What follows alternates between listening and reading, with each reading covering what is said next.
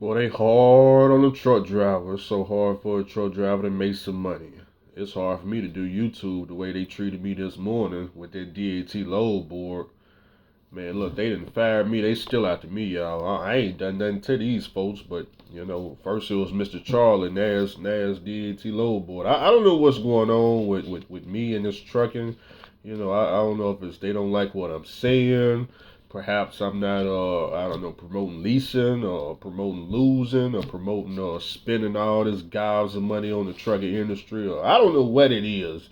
Maybe I didn't uh take some type of sponsorship from DAT. I don't know what's going on. All I know is we was in the middle of a live stream, and I guess the suit and tie guys came in and pressed one button, logged me out. I ain't been able to log in since. I'm trying to go through Navy Federal so I can get a full refund. I need my money back. It's fraud the way they treated me, but I don't know if maybe it's just we gonna say it's a server outage.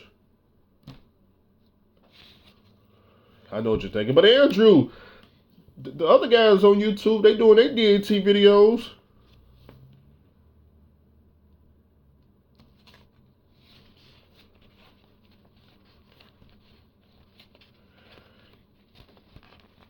Of course they are. They hard on the truck driver. Very hard. Now, so Andrew ain't making no money in the trucking industry. I know I went independent, and if I ain't got DAT load board, I guess I can't get no freight. So I guess they really coming out the Andrew to make sure these old school trucks, I guess, don't run no more. I guess that's their goal. I don't know. I ain't figured it out just yet. I thought I was safe from Mr. Charlie. Apparently I'm not too safe. They still after me. I'm still talking. If they could get rid of this YouTube channel, they would. Okay. But I don't think YouTube and Elon Musk and all them people that own Google and YouTube, I just don't think they making too much money themselves to be trying to hear what Mr. Charlie talking about. So they can't get rid of the social media, but they can get rid of me working for them. Okay, so it is what it is. Now I don't think I was doing nothing bad. When we were looking at the load board, it ain't like Andrew was on there telling y'all not to go buy DAT anything like that. We were simply looking at the load board, looking at the lows, looking at the rates. Some of the brokers we didn't like, some of the rates we didn't like, telling it like it is. But hey, Andrew, maybe Andrew, you see what it is, Andrew. If you was see Andrew, you just won't play ball. What you're supposed to do, Andrew, is get on there. Even though it says $1.80, $1.90, $2.10, $2.25, you're supposed to tell the drivers how good that is. How they could afford their own mortgage and car notes and get everything they want in life with this 220. Now you're not playing fair, Andrew. You on this thing talking about you over here doing these calculations, talking about they only gonna take home this after that, and talking about 70% of the load is under $2. That's when it really cut me right there. When I said that, it was over with right there. Once Andrew pulled that calculator out, and yeah, man, if y'all do you leased on to a carrier, okay, and they doing this 70-30 split. Okay, well 70% is gonna be under $2 a mile. They had enough right there and now. That's when they ran to their computer. They said, "Yeah, we got to find this fool. We got to find him." Block.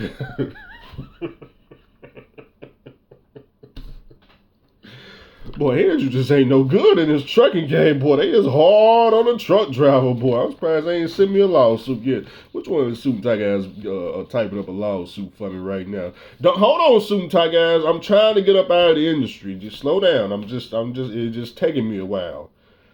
Now, I'm trying now. Now, hear me out, suit and tie guys. Now, check this out. Now, Andrew been over here talking to different unions, trying to see what's going on. Not that I can get in any of them, but I ain't got nothing better to do, so I just went and talked to all the unions. Not all of them, but some of them. So I talked to the elevator union, got all the information, and y'all know you got to pass that some type of test you got to pass. I forgot the name of it. Well, I looked at the practice test and I can't pass the test. The English portion of it got an A in. The math portion got an A in. But the mechanics part of it, I just flat out don't understand. How certain mechanics work. I have no idea, and I don't have enough time to study it. I talked to the union. Y'all know they finna open up applications here in about a week, and it's only about 500 applicants that they looking to take. Well, even though it's open all the way into December, what the lady told me is, hey Andrew, man, after the second day, we expect all 500 applicants to pretty much be filled, which means I only got about a week to try to figure that stuff out. It's not enough time, so you know, I will have to try again 2 years from now. Now, 2 years from now, I'll be much better suited to go in there and pass the test with flying colors. But with this short amount of time, no, it's just too much of a short notice. So I end up going to a different union. Now I talked about this union to some of the fuel haulers. I said, hey man, this particular union is right across the street from where Mr. Charlie park all our trucks. We don't have a terminal. Y'all know I done showed y'all our lot. We just a paid lot where a bunch of owner operators pay $300 a month to park their trucks downtown in Nashville. So some of y'all was asking, well, Andrew, when you came to work, man, the boss probably looked outside the window and no, guys. What happened was he took an airplane to Nashville, Tennessee, rented a car at the airport, and his number one goal was to fire Andrew. Okay, that was it. That was the whole sole purpose of him flying to Nashville, renting a car, hiding in the corner, was to fire me. My problem was why they just didn't fire me whenever I did whatever I actually did wrong. Okay, because me going to Burger King. Like I told the other drivers, if I didn't go to Burger King, they would have just fired me for something else. My thing is, they already wanted to fire me, so whatever it was that I actually did wrong on whatever day it was, why they didn't just say, hey man, look, you did this wrong on this day, don't come back to work. I'll never know. But so I went over to contact that particular union. That's the electricity. Oh shoot, I don't even know the proper name for it. The IBEW. What does that stand for? They work with the electricians. Hell, talk about what they talking about. It says, reading from the paper they gave me. Basic requirements: you got to be 18 years or older. Have a high school diploma or GED or HISET. I have no idea what that is. Never heard of it.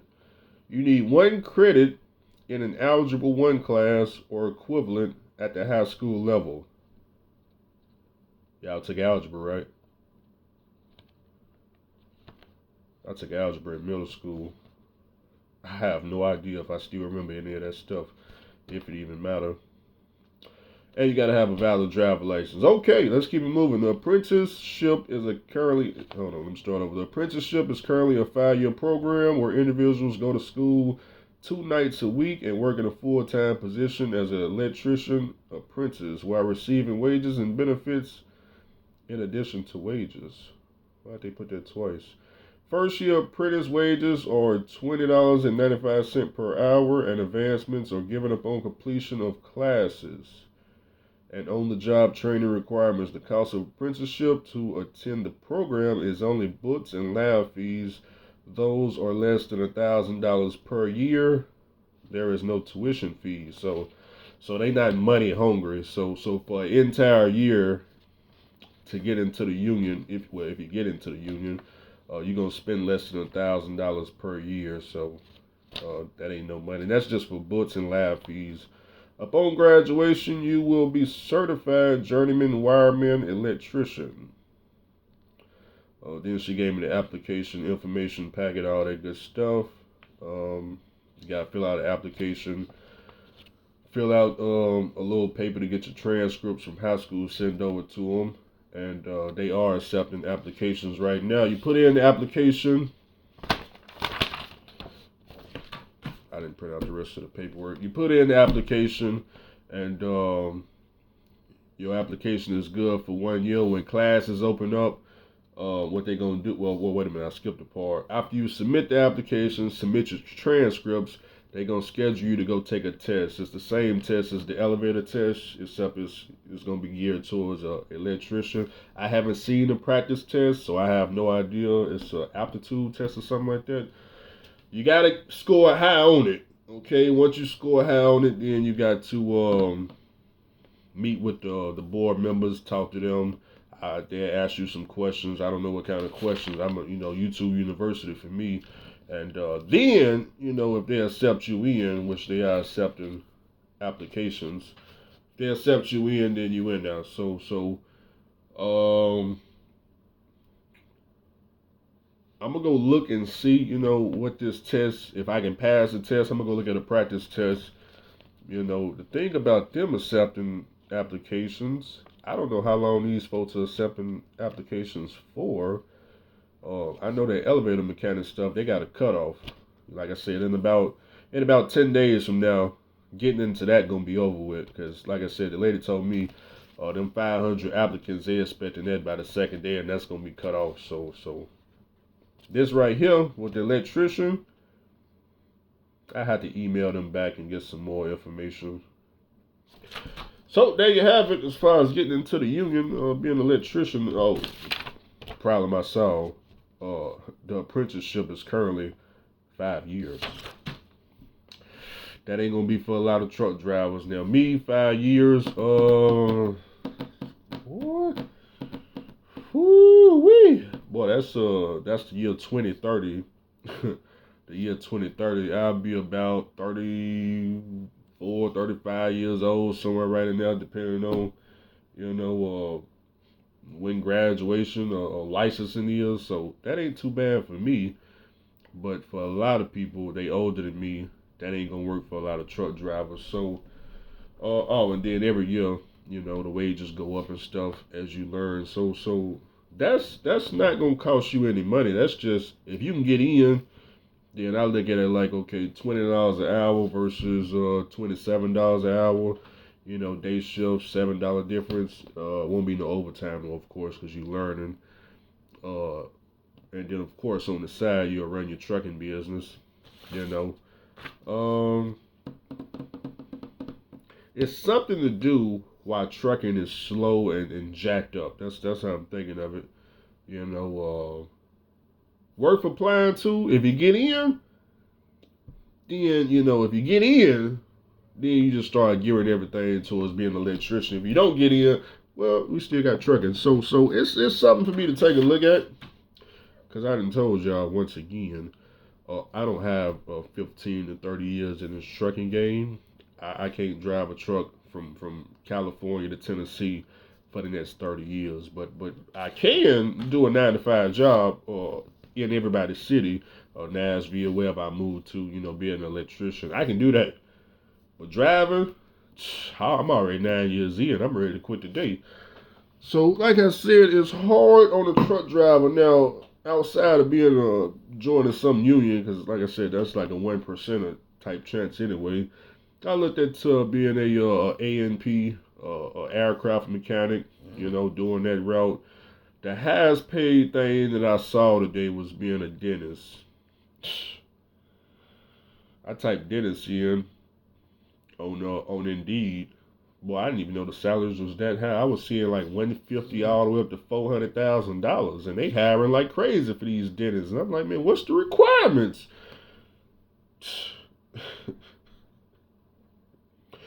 Yeah, you're gonna go to school 4 5 years, but this is 4 5 years too. But there's a catch. See, what do they call it? Pediatrician dentistry.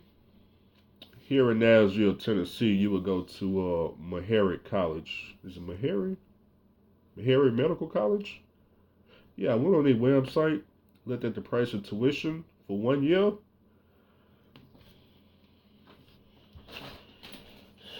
I thought Vanderbilt was expensive because Vanderbilt was 40,000 for. Is it 40,000 for the semester or 40,000 for the year? I had to go back. It's been a minute since I I ain't seen Vanderbilt rates since I was at TSU, so that was about 10 years ago. I don't know what the going rate is now. It's probably higher. But that was 10 years ago when they were 40,000 for 1 year. $60,000 a year. That don't include room and board. That don't include that's just tuition only. That don't include nothing outside of tuition. Boy, they hard on the truck driver. You think you finna get up out of this game and go to school? You finna go to school and do what? Huh? At 60,000 a semester? Nah. So that's out the window. Yeah, that's out the window. Then how you gonna pay that? Who wants to pay that loan bill? No, that's 60,000 a year. You gonna come out of there with at least $300,000 worth of debt with this skin color. Ooh, they hard on a truck driver, boy. You may just have to use trucking to pay that off. I ain't gonna lie to you. It's gonna be tough. You're gonna be 40 years old wishing that you had just kept driving the truck. Don't do that to yourself, driver. Don't do that to yourself, driver. Mm-mm. And you got to know you're gonna have to open up your own dentist office too. Yeah, if you think you're gonna work for somebody to pay all that shoe shine off, now you got to open up your own dentist. You got to talk to the people, get involved with the kids. You got to take the Obamacare insurance, whatever all this Medicare, Medicaid. Yeah, you gonna have to take all that right there. Yeah, at your office. Your office over there in the hood when you barely paying rent for a building. That's who. Come on, come one, come on. You getting paid by insurance. You ain't getting paid by nobody out of pocket. Ain't nobody paying you no money. Fool. You finna be dealing with the government money. Come one, come on, baby. So that's how you gonna be paying that off. But I'm not in school, so I don't know. I'm just saying it's hard on the truck driver. So A&P mechanic, something to look into, but it's gonna be tough for y'all to get out this trucking industry. I'm gonna pray for all of us. I don't know how we gonna do it. First one out, y'all let us know. I ain't seen nobody get out yet, and I've been in this thing 9 years.